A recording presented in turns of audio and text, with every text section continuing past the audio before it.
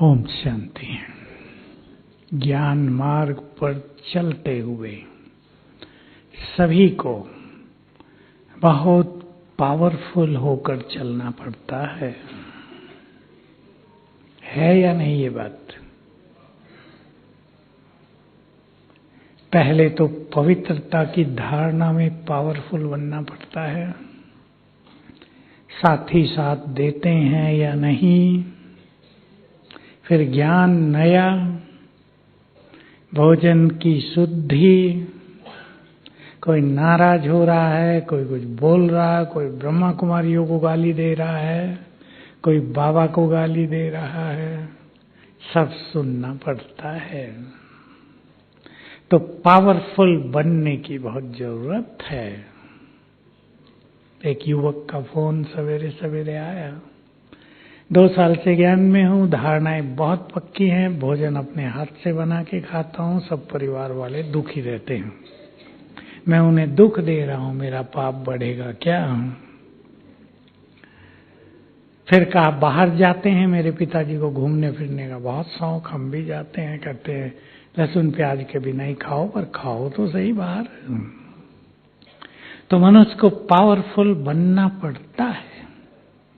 कोई मनुष्य जब संसार से हटकर कोई मार्ग चुनता है तो लोग तो विरोध करते ही हैं, लेकिन जो मार्ग सत्य है, जिसकी सत्यता का हमें ज्ञान हो गया, पूर्ण दृढ़ता आ गई, उस पर चलने में जरा भी कमजोर नहीं होना चाहिए। ठीक बात है। माताओं से पूछता हूं, माताओं को ज्यादा परीक्षाएं देनी होती हैं, लेकिन जितनी परीक्षाएं होंगी, परीक्षाओं का महत्व नहीं, महत्व है कि परीक्षाओं में हमने नंबर कितने लिए। मेरे पास बहुत पेपर आ रहे, विघ्न आ रहे हैं, इसका महत्व नहीं। हर विघ्न और परीक्षा में हम कितने पावरफुल बनकर रहे और पावरफुल हो गए, इसका बहुत महत्व है। इसलिए जैसे रामायण में दिखाते हैं ना, सुरसा मुंह खोलती जाती थी, हनुमान आकार बढ़ाते जाते थे। जितनी परीक्षाएं, जितने विघ्न जीवन में आए, उतने ही हम बहुत अधिक शक्तिशाली बनते चले। ये कभी नहीं सोचेंगे कि भगवान के बन गए फिर भी कठिनाइयां। कई लोग ये सोचते हैं कि हमने तो सोचा था बाबा के बनते ही सब कुछ सरल हो जाएगा, ये तो कठिनाइयां बढ़ गई। पर कठिनाइयां बढ़ी नहीं, हमें पावरफुल बनाने के लिए सामने आई हैं। सभी इस तरह का चिंतन रखेंगे कि हमें हर बाधा को पार करते हुए मंजिल की ओर तेजी से आगे बढ़ना ही है। संसार की कोई बाधा मुझे रोक नहीं सकती। क्या विचार है भाइयों का? बोलो, मैं ठीक कह रहा हूं या गुंजाइश है? आजकल देखो, आजकल लड़के लड़कियां एक दूसरे से प्यार करते हैं, माँ बाप की चिंता करते हैं क्या कि दुखी होंगे पीछे? बहुत लोग गुजरे होंगे इन समस्याओं से। आजकल ये समस्या देश में कोरोना से बड़ी समस्या बनी हुई है। कोरोना तो बदनाम हो गया बेचारा, पर कैंसर बड़ी समस्या, ये बहुत बड़ी समस्या। डिवोर्स के केस करोड़ से ज्यादा पार कर गए, कब फैसला होगा? तो जब गलत मार्ग पे चलने वाले किसी की परवाह नहीं करते, तो ईश्वरीय मार्ग पर चलने वालों को छोटी छोटी बातों की चिंता क्यों करनी चाहिए? लोग तो रोकेंगे। जो ईश्वरीय मार्ग पे चला उसके शत्रु ही शत्रु, बाद में पूजा जब वो होते हैं, मैं सोचा करता हूँ साईं बाबा हुए हैं, आप लोग जानते होंगे ना, महाराष्ट्र में बहुत मंदिर बन गए आजकल उनके भी। पहले मंदिर नहीं होते थे गुरुओं के। जब वो थे तो किसी ने उनको रहने के लिए मकान भी नहीं दिया हुआ था। एक टूटी सी उसमें रहते थे मस्जिद में। कोई कहते थे मुसलमान है, कोई कहते थे हिंदू है। बिस्तर भी नहीं, तकिया भी नहीं, लोग गाली देते, खाना भी नहीं देते थे। और अब देखो उसकी पूजा हो रही है। अभी अभी की बात तो है, कोई बहुत पुरानी बातें नहीं है। सोने का बना दिया उसका सारा कुछ। तो ईश्वरीय मार्ग पे चलने में बाधाएं आएंगी अवश्य, ये स्वीकार कर लें सभी। और हमें शिव शक्ति बनकर ये याद रखते हुए कि भगवान हमें साथ दे रहा है, पार करते चलना है। बाबा हमारा साथी है, इस बात को सभी बहुत पक्का करके जाएंगे यहां से। साथी है, वो साथ दे रहा है। लेकिन साथ में हमें पावरफुल बनाने के लिए कुछ पेपर भी लेता है, ताकि ऐसा ना हो हम उसके ऊपर ही चलते रहें, खुद कमजोर बन जाएं कि बाबा तो बैठा है ना, हमें करने की क्या जरूरत है। बाबा बैठा है माना उसकी शक्तियां हमारे साथ है। इसका अर्थ है कि सभी बाधाओं को हम हंसते हंसते पार कर लेंगे। शरीर की बाधाएं हों, आजकल जो बहुत चला, किसी की अचानक मृत्यु होती है, ऐसी बाधाएं हों, सुन के भी लगता है कि क्या हो गया। एक परिवार आया पीछे अभी भट्टी में, ऐसे ही कहा हमारे पापा ऑफिस से आए, मुझे आवाज दी बेटा पानी देना। मैंने पानी दिया और पिया और गए। बिल्कुल इतना ही। वो खड़ा ही है गिलास लेने के लिए और वो गए। तो एक और पॉजिटिव बात कि बहुत पुण्य आत्मा थी, ज्ञान में थे, किसी को कष्ट नहीं दिया होगा, पाप नहीं किए तो न किसी से सेवा ली, न पैसा खर्च कराया। दूसरी बात, अचानक अभी तो थे 10 सेकंड पहले, 10 सेकंड के बाद है ही नहीं। एक बड़ा पेपर आ जाता है परिवार में, लेकिन आगे तो सब कुछ अचानक ही होगा, ये सबको पक्का कर देना है। 3 शब्द बाबा बहुत बार बोलते आए, अचानक, एवर रेडी और बोलो किसको याद है तीसरा? लंबे काल का अभ्यास। क्योंकि लंबे काल का अभ्यास ही अचानक के पेपर में एवर रेडी बनाएगा। अगर लंबे समय का अभ्यास नहीं होता तो अनेक क्वेश्चन उठते हैं और नाराजगी होती है बाबा से। बहुत लोग यही कहते रहे, बाबा ने हमारे साथ ऐसा क्यों किया, हमने बाबा का क्या बिगाड़ा था। बाबा थोड़ा ही करता है सब, ये तो कर्मों के अनुसार इस संसार का खेल चल रहा है। इसमें भगवान का कोई इंटरफेरेंस नहीं है, वो तो केवल अब मदद कर रहा है। अगर किसी को किसी समय पर शरीर छोड़ना ही है तो शिव बाबा ऐसा नहीं कहेगा कि 5 दिन के बाद छुड़वाऊंगा, लेकिन वो इतनी मदद अवश्य कर देगा कि शरीर छोड़ते हुए आत्मा को कष्ट न हो। तो सभी अपने को बहुत पावरफुल बनाएंगे। दूसरी बात पावरफुल से जुड़ी हुई, निर्भय। सभी देखेंगे दिनों दिन इस संसार में भय बढ़ता ही जाएगा, बहुत भय फैलेगा। जैसे भी कोरोना काल में लोग कहते थे कि कोरोना से कम लोग मर रहे हैं, भय से ज्यादा मर रहे हैं। अभी भी देखो ये ओमिक्रॉन आया, एक केस आ गया भारत में, घबराहट हो गई लोगों को, पता नहीं क्या आ गया, लगता है महाकाल ना आ गया और सबको ले जाएगा कल ही। गुजरात में एक केस आ गया, गुजरात में ओमिक्रॉन का प्रवेश, भयभीत सब। पीछे पता चला इसमें तो दम ही नहीं है कुछ। इसमें कोई दम नहीं है। तो भय, छोटी छोटी चीजें मनुष्य को भयभीत करेंगी। हमें अपने को निर्भय बनाना है। क्या क्या प्रैक्टिस करेंगे? बोलो, बहने बोले आगे सीट वाली। हमें अपने को पावरफुल बनाना है, निर्भय बनाना है। पहली प्रैक्टिस,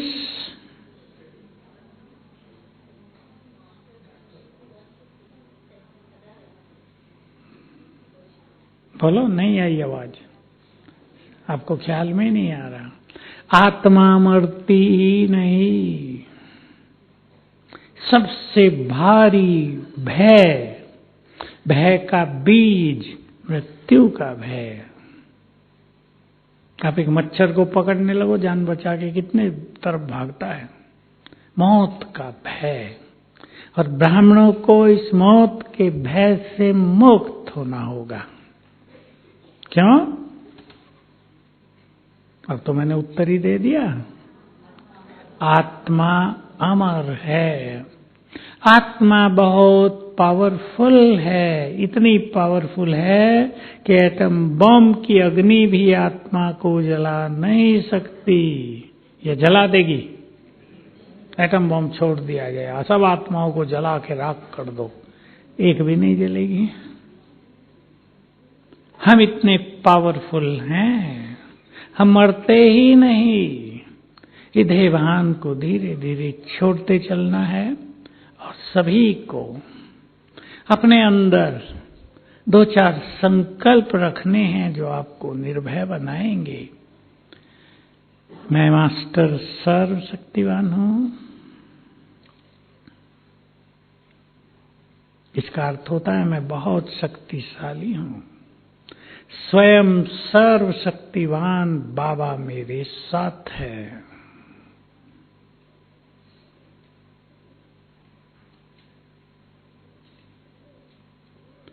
मेरे साथ सब कुछ बहुत अच्छा होगा। ये संकल्प आपको बहुत हल्का रखेगा, क्योंकि कल्याणकारी बाबा का हाथ पकड़ा है, तो मेरे साथ सब कुछ कल्याणकारी ही होगा। ऐसे कुछ अपने अपने संकल्प सुन लो।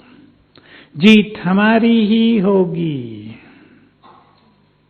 क्योंकि सर्वशक्तिवान हमारा साथी है। मैं एक बात सुना रहा हूं आजकल बहुत ज्यादा क्लासेज में, आपको भी सुना देता हूं, उसका प्रयोग करना, उस नशे में रहना बहुत अच्छी तरह। वो बात क्या है? बाबा ने एक ही बार कही है ये बात, एक और, चाहे अक्षौणी सेनाएं हों। अक्षौणी नाम सुना होगा आपने, महाभारत से आया है। लाखों सेनाएं हों और दूसरी ओर तुम अकेले हो, तो भी जीत तुम्हारी ही होगी, क्योंकि तुम्हारे साथ स्वयं भगवान है। क्योंकि तुम्हारे साथ स्वयं भगवान है। अब इसको समा दो अपने अंदर सभी। सुनने में कितना पावरफुल लगता है ना, ये मजा आ जाता है सुनते ही। अभी नहीं क्लास हो रही है अभी। हाँ ठीक है, मिल लेना। तो सुनने में कितना मजा आता है, लेकिन अगर इसे हम रोज याद करेंगे, ऐसी जगह लिख लेना, एक बार रोज पढ़ लो कुछ दिन तक, ताकि नेचुरल हो जाए, स्मृति बनी रहे कि हमें घबराने की जरूरत नहीं।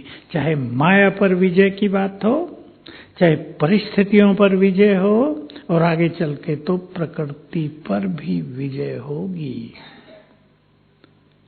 व्याधियों पर भी विजय। बाबा के कई बच्चों की व्याधियों पर बहुत अच्छी विजय हो रही है, हुई कोरोना में भी और अभी भी हो रही है। लेकिन उनकी जो न तो घबराते और बहुत खुश रहते हैं, खुशी में बहुत बड़ी ताकत है। अपनी खुशी को भी अपनी शक्ति बना दें सभी। खुशी केवल खुराक ही नहीं, खुशी हमारे लिए बहुत बड़ी शक्ति भी है। इसलिए इंग्लिश में एक कहावत है, मैं उसकी हिंदी कर देता हूं। कि सफलता खुशी की चाबी है। सफलता मिलेगी तो हम बहुत खुश होंगे, लेकिन लोगों ने अब इसको इस तरह कहना शुरू कर दिया, खुशी सफलता की चाबी है। जो मनुष्य बहुत खुश रहता है, सफलता उसको अवश्य प्राप्त होती है। हमें पूरी तरह एक बात को समझ लेना है। मैं आपको बाबा का एक बहुत गहन महावाक्य सुना देता हूं। किसी ने सुना नहीं होगा, मैंने कई बार क्लासेस में पहले बहुत सुनाया है। ये ऐसे महावाक्य हैं जो एक ही बार बोले भगवान ने, रिपीट नहीं हुए, इसलिए सब इनको नहीं जानते। महावाक्य है, अगर तुम साक्षी भाव में स्थित रहो तो 1 मास का काम 1 घंटे में ही कर सकते हो। कितनी अच्छी बात है। 1 मास का काम 1 घंटे में कर सकते हो। बोलो, इसके पीछे राज क्या है? बताओ रहस्य। विचारणीय है ये बात, और भगवान ने कहा इसलिए संपूर्ण सत्य है। जैसे बाबा सृष्टि के सारे कार्य जो उसे करने हैं फटाफट कर लेता है, ऐसे ऐसे ऐसे, देर नहीं लगती। 1 घंटा भी उसके लिए बहुत है। हम भी, अब इसमें राज ये है कि जितना जितना हम व्यर्थ संकल्पों से मुक्त होते जाएंगे, व्यर्थ से मुक्त, हमारी आत्मिक शक्तियां इतनी ज्यादा बढ़ती जाएंगी कि हम संकल्प से ही सब कुछ करने लगेंगे। संकल्प सिद्ध होंगे। यहां संकल्प किया, वहां रिजल्ट। ये होने जा रहा है सृष्टि पर। अभी अंतिम खेल होगा ये बाबा के उन बच्चों के द्वारा जिन्होंने अपनी संकल्प शक्ति को वेस्ट होने से बचाया है। यहां संकल्प किया, कोई बीमार है आपका व्यक्ति 1000 किलोमीटर दूर, डॉक्टरों ने कह दिया है अभी कोई इलाज नहीं, बस ले जाओ, जब तक जिए ठीक है। आपने इधर पावरफुल स्थिति में स्थित होकर संकल्प किया, नहीं 1 हफ्ते में ठीक हो जाएगा, और उसी दिन से ठीक होना शुरू किया, हफ्ते में ठीक हो गया। इधर संकल्प उधर फल, ये दिखाई देगा। चाहेंगे आप ही ऐसा काम करना? सुना सभी ने? कौन कौन चाहेंगे ऐसी स्थिति बनाना? सब सोच लो अच्छी तरह। सबको व्यर्थ से मुक्त होना होगा। माताओं की एक बात देख के मैं कभी कभी बहुत हंसता हूँ, सबकी नहीं है, किसी किसी की। जब सवेरे योग में कमरे से निकलती हैं तो बात करते आती हैं, और जब योग करके जाती हैं तो बात करते ही जाती हैं। बहुत बातें इकट्ठी होती हैं। योग के बाद तो शायद अनुभव सुनाती जाती होंगी, आज ऐसा हुआ, इतना अच्छा कराया बाबा ने। लेकिन अंतर्मुखता इस ईश्वरीय मार्ग पर सफलता का साधन आधार है। जितना बोलेंगे शक्तियां नष्ट होंगी, व्यर्थ बढ़ेगा। देख लो कौन कौन ये महान कार्य करना चाहेंगे, लक्ष्य बनाएंगे कि इधर संकल्प किया उधर सिद्ध हुआ। ये बाबा के महावाक्य हैं। ऐसी स्थिति आनी है तुम्हारी, तो व्यर्थ से पूरी तरह स्वयं को मुक्त करते चलना है। अपने अपने घरों में, मैं तो सभी माताएं बहुत बैठी हैं, सभी को एक संकल्प देता आया हूं कि अपने अपने घरों को तीर्थ बनाओ। आपकी सभी समस्याएं नष्ट हो जाएंगी, परिवार की सभी समस्याएं गायब हो जाएंगी। अपने को तीर्थ बनाओ, अपने परिवार घर को तीर्थ बनाओ। और इसके लिए सभी को इष्ट देव देवी बनना होगा। इष्ट देव देवी, तो आपको कुछ भी समस्या नहीं रहेगी। आपके घरों में सुख ही सुख रहेगा, धन धान भरपूर रहेगा, सब विनाश में हाय हाय करेंगे। और आप, वाह विनाश हुआ, वाह ऐसे कहेंगे। ये मर गए, वाह मर गया, बहुत अच्छा हुआ। सोच लो क्यों वाह वाह करेंगे। सोचने की बात है। 5000 साल की लंबी यात्रा हम सब ने पूरी की, और भाग्य देखें अपने, यात्रा के अंत में भगवान मिल गए, जिसकी तलाश थी युगों से। बाबा कह रहे थे एक दिन मुरली में, तुम कहते थे भक्ति में, हे भगवान हम देख तो लें तुम हो कैसे, अब मैं तुम्हारे सम्मुख हूं, देख लो कैसा हूं मैं। कितना अच्छा हुआ। कुछ भी हो इस नशे में रहें, इस खुशी में रहें। कितना बड़ा भाग्य है हमारा, भगवान मिल गए। हमारी जीवन की यात्रा में वे हमारे साथी बन गए। संसार के लोग तो सुनेंगे भी नहीं, ये उन्हें पता भी नहीं चलेगा ये क्या कह रहे हैं। आप अपने परिवार में कहें तो कहेंगे दिमाग पे असर आ गया, लगता कुछ गड़बड़ हो गई है, डॉक्टर को दिखाओ। राह चलते चलते भगवान मिल गए। आना तो सबको यही है। जय जयकार करते हुए आएंगे बाबा के सभी बच्चों की, कि आप कितने भाग्यवान हो, भगवान को इस धरा पर देखा, कार्य करते देखा। देखा ही नहीं, हम भी उसके साथ कार्य में लग गए, उसके मददगार बन गए। जिसको किसी की मदद नहीं चाहिए, उसने हमें अपना मददगार बना लिया। ये बहुत बड़ा भाग्य है। तो इस जीवन को बहुत सुंदर बनाना है, बनाते चलना है इस जीवन को बहुत सुंदर। तो पहली चीज, क्रोध से अपने को मुक्त करना है। जिसको ज्यादा आता हो वो धीरे धीरे कम करें। कम हो गया हो, अब पूरा समाप्त करने का लक्ष्य रखेंगे। बाबा का बनने के बाद बाबा के बहुत बच्चे बहुत सारा क्रोध छोड़ देते हैं, शांत हो जाता है चित्त। किस किस ने बहुत सारा क्रोध छोड़ दिया है, हाथ उठाओ जरा खुशी से। वाह, बहुत अच्छा। जिसको अब पूरा छोड़ना वो हाथ उठाओ। ऐसे भी हैं जिन्हें नहीं छोड़ना, छोड़ना है। क्रोध बुरी चीज है। तुम्हें भी आता है, तुम्हें भी क्रोध आता है, तुम्हें तो हाथ उठा रहे पूरा पूरा।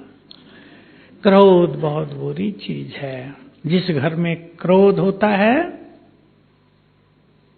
दबाव बना रहता है, किसी को खुशी नहीं रहती, सब भयभीत रहते हैं, अंडर प्रेशर रहते हैं, दबाव में रहते हैं।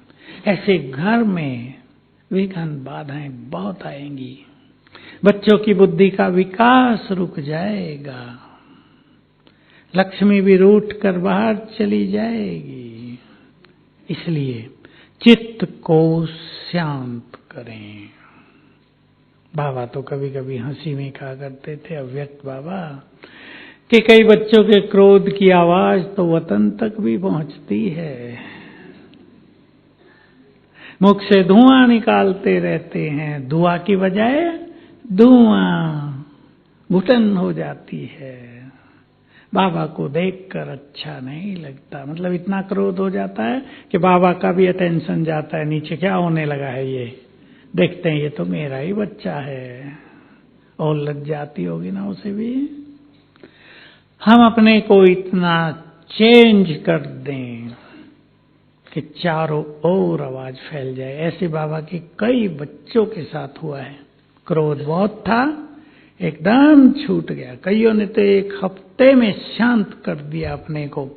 चारों ओर कम से कम 100 लोगों में आवाज फैल गई। ब्रह्मा कुमारियों ने इसको शांत कर दिया। कितना झगड़ालू था ये, किससे भी लड़ झगड़ जाता था, शांत हो गया। तो एक बहुत बड़ा इफेक्ट हो जाता है ना समाज पर, फ्रेंड्स पर, बहुत अच्छा रहता है।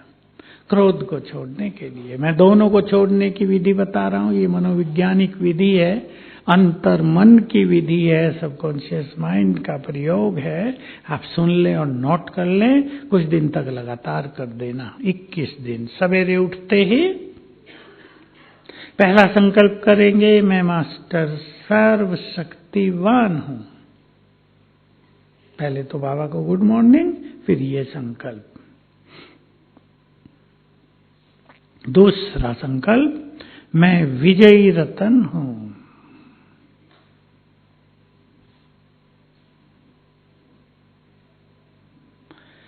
तीसरा संकल्प, क्रोध मुक्त हूं।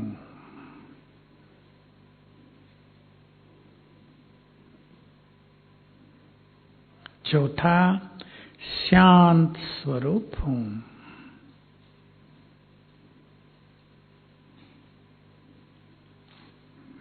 इसी क्रम से करना है। मास्टर सर्वशक्तिवान, विजयी रतन, क्रोध मुक्त, शांत। 7 बार कर लेना इसी क्रम से। बहुत जल्दी क्रोध पर विजय हो जाएगी, काम पर विजय। बिल्कुल ऐसे ही मैं मास्टर सर्वशक्तिवान हूं, विजयी रतन हूं, काम जीत हूं, परम पवित्र हूं। 7 बार पवित्र संस्कार जागृत हो जाएंगे, काम को जीतने की शक्ति आ जाएगी। क्योंकि जिसने इन दोनों विकारों को जीत लिया वही सच्चा योगी है। गीता में भी ये बात कही है, हे अर्जुन, जो योगी काम और क्रोध के वेग को रोकने में समर्थ है वही सच्चा योगी है।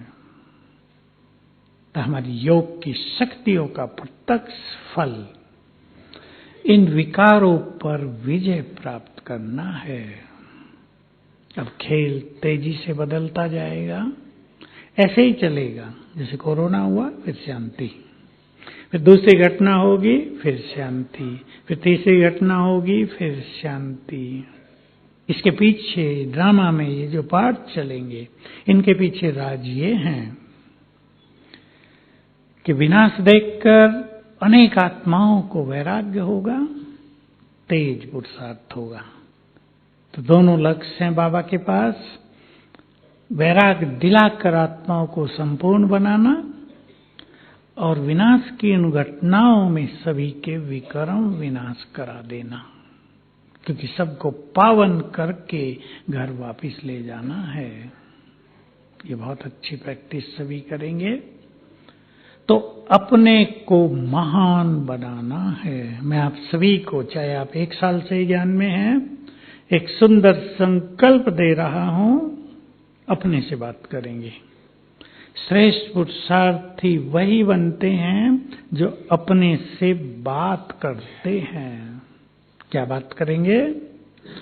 अगले 10 वर्ष में मैं इस सृष्टि रंगमंच पर क्या पार्ट बजाना चाहता हूं, बजाना चाहती हूं। यह तो छोटा सा पार्ट है कि परिवार की पालना आप कर रहे हैं। सबसे छोटा पार्ट है, क्योंकि वो जिम्मेदारी होती है और हर जन्म में हम ये काम करते ही आए हैं। कोई नई बात नहीं। चिड़ियाएं भी कर रही हैं, कर रही हैं या नहीं? मैं देखा एक दिन, मैं सोचता ही रह गया। मेरे पास कुछ पड़ा था, मैंने बाहर डाला, चिड़ियाएं आ गई, मोटी मोटी चिड़ियाएं आजकल, बड़ी बड़ी। तो बच्चे भी थे उनके, तो माताएं क्या कर रही थी उनके? दाना उठाएं, उसको बारीक करें और बच्चों के मुंह में डालें। मैं देख रहा था कि जैसे मनुष्य करता है, ये जानवर भी वैसा ही कर रहे हैं। इनको किसने सिखा दिया? बच्चों को जन्म देना, उनकी पालना करना, उन्हें ठंडी गर्मी बरसात से बचाना, बड़े होने तक उनका पोषण करना, वंडरफुल खेल है ना। जीव जंतु कर रहे हैं। कौन उनको सिखा रहा है? घर बनाना, सुंदर घर बच्चे दिए तो एक अच्छा प्रोटेक्शन का घर बना दिया छोटा सा, बच्चे उसमें बड़े हो जाएं, कोई उन्हें खा भी न सके। तो हम सभी को इससे हटकर कुछ काम करना है।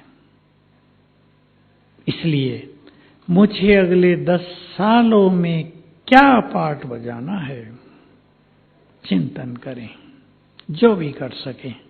सब तो ये नहीं करेंगे, हीरो एक्टर तो थोड़े ही होते हैं, पर आप अपने को हीरो एक्टर बनाएं, उलझ के न रह जाएं परिवारों के चक्रव्यूह में। ये बात आपको भारी तो लगेगी जो मैंने कही, क्योंकि परिवारों की मोह ममता में हर मनुष्य इतना जकड़ गया है कि उससे बाहर निकलना उससे आता नहीं। प्रवेश तो कर लिया अभिमन्यु की तरह, लेकिन उससे बाहर निकलना नहीं आता। बाहर निकलना सीखना है। कई सोचते हैं मोह ममता छोड़ दें, कैसे काम चलेगा। कई सोचते हैं मोह ममता नहीं होगी तो हम कमाएंगे, इन्हें खिलाएंगे क्यों। ये सब नहीं है, ये गलत सोच है। मोह ममता छोड़कर आत्मिक प्यार बढ़ा दो। उलझनों की बजाय अपनी स्थिति को श्रेष्ठ बना लो। आपको पता चलेगा शिव बाबा सबको पाल रहा है, हम नहीं। जैसे लोग कहते हैं ना भगवान पालता है वो खिलाता है, लगेगा अगर हमारी स्थिति श्रेष्ठ हो जाए, हम बाबा के बल और भरोसे पर जीने लगें, समर्पण भाव से जीने लगें, तो परिवारों को संभालने की, उन्हें चलाने की जो ये भागदौड़ करनी पड़ रही है, इसकी जरूरत ही नहीं रहेगी। इसलिए अपनी स्थिति को संभाल लो, सब कुछ स्वतः ही संभल जाएगा। सुनी सभी माताओं ने? अपनी स्थिति को संभाल लो, सब कुछ स्वतः ही संभल जाएगा। ये अलौकिक शक्तियां, ये रूहानियत की शक्ति इतना जबरदस्त काम करेगी कि आपके वाइब्रेशन से ही सब कुछ ठीक होने लगेगा। अब मैं एक उदाहरण दे रहा हूं। एक माता को एक ही लड़का था, शादी हुई थी 5 दिन पहले। लड़के को छाती में दर्द होने लगा। पहले तो माँ ने सोचा गए शादी का हो जाता है, कुछ पिलाया, चाय पिलाई, काढ़ा पिलाया, दर्द बढ़ता ही गया। हार्ट, किसने कहा हार्ट वाले को दिखाओ, हार्ट वाले को दिखाने ले गई। ठीक ठाक था, डॉक्टर आया नहीं था। इतने डॉक्टर आया, शरीर छूट गया। एक ही लड़का था बेचारी को। बहुत अच्छी स्थिति इसने रखी। अगर मनुष्य की बहुत अच्छी स्थिति हो, उसने तो मृत्यु के बाद अच्छी स्थिति रखी, अपने को संभाला। लेकिन अगर हमारे पुण्य कर्म हमें साथ दे रहे हों, तो जैसे ही हम जाएंगे डॉक्टर खाली बैठा होगा, आ जाओ, दवाई देगा, फट से ठीक हो जाएंगे। पुण्य कर्मों का ये प्रभाव रहता है कि जल्दी ही सब कुछ सहज अच्छा मिल जाता है। पाप कर्म बढ़े हुए हैं तो लास्ट मोमेंट पे सारा खेल बिगड़ता रहेगा। सब कुछ अच्छा अच्छा होगा, लास्ट में देखेंगे सब बिगड़ गया, परेशान हो जाएंगे। तो साक्षी भाव को बढ़ाएंगे सभी। अपने जीवन को सरल करना है सबको। अब भागदौड़ की जिंदगी से अच्छा जीवन बनाना है, सहज भाव से जीवन जीना। और याद रखेंगे, जिसके पास ज्ञान धन बहुत होगा, उसे स्थूल धन कमाने में मेहनत नहीं लगेगी, सहज प्राप्त हो जाएगा। भाग दौड़ के जीवन से अब थोड़ा अपने को हल्का करो। अपने लिए, बाबा के लिए थोड़ा थोड़ा समय सभी को निकालना है, तो आपके सारे कार्य वैसे ही सफल होते रहेंगे। जो अपने लिए समय नहीं निकालते, उलझनों में उलझे रहते हैं, उनकी उलझनें बढ़ती ही जाती हैं। तो बाबा के ये महावाक्य हैं, इशारे हैं कि अब युग बदलेगा तेजी से, हमें अपने को तैयार करना है ताकि जो कुछ भी संसार में हो, इंपॉर्टेंट चीज है, ध्यान से सुन लेंगे, अभी पक्का कर देंगे अपने जीवन में, जो कुछ हो उसे स्वीकार करना ही होगा। स्वीकार करना, पक्का कर दो ये शब्द। कुछ भी वैसा नहीं होगा जैसा मनुष्य चाहेगा, कुछ और होता रहेगा। देखो अभी भी आप देख रहे हैं, कोरोना काल बढ़ा, ऑक्सीजन की कमी पड़ी, सरकारों ने सब जगह ऑक्सीजन बनाने के प्लांट लगा दिए। अब मुझे लगता है वो काम ही नहीं आएंगे। भाई लोग क्या समझते हैं?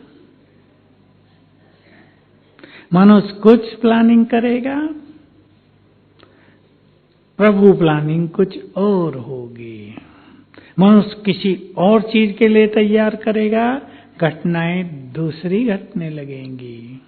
इसलिए जो कुछ होगा उसे स्वीकार करना ही है। आदत डाल दो अभी से,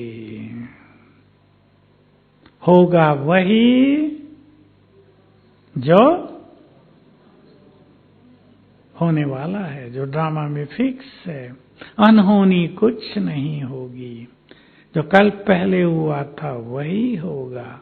हम रोए या हंसें, दुखी हो या परेशान हो, जो होना होगा उसको कोई बदल नहीं सकेगा। इसलिए आदत डाल दें अभी से, हमें सब कुछ स्वीकार करके ही चलना है। स्वीकार करेंगे तो आगे का मार्ग निकाल लेंगे। स्वीकार ही नहीं करेंगे तो जो अच्छा मार्ग मिल सकता है वो भी दिखाई नहीं देगा। स्वीकार करके अपने को हल्का करेंगे तो बहुत तेजी से हम दूसरे मार्ग पे चल पड़ेंगे। युग तो बदलने वाला है, सब अपने को तैयार करेंगे। रोज एक बार याद दिलाया करेंगे जो ब्रह्मा बाबा की लंबी चौड़ी प्रैक्टिस थी। सुनते हैं सभी उसको मुरलियों में। बच्चे, जो कुछ इन आंखों से दिखता है कुछ भी नहीं रहेगा। कलयुग का कुछ भी सतयुग में नहीं दिखाई देगा। क्या हम सभी इसके लिए तैयार हैं? अभी तैयार नहीं हैं, अपने को तैयार करना है। देख लिया करो आंखों से दूर दूर तक की दुनिया, ये सब नहीं रहेगी, कुछ नया आएगा, इससे सुंदर आएगा ना, बहुत सुंदर आएगा। तो चेंज को स्वीकार करने की आदत बना लें। याद रखेंगे शब्द, चेंज को स्वीकार करना। जो चेंज होती है रोज के जीवन में भी, उसे स्वीकार कर लेना।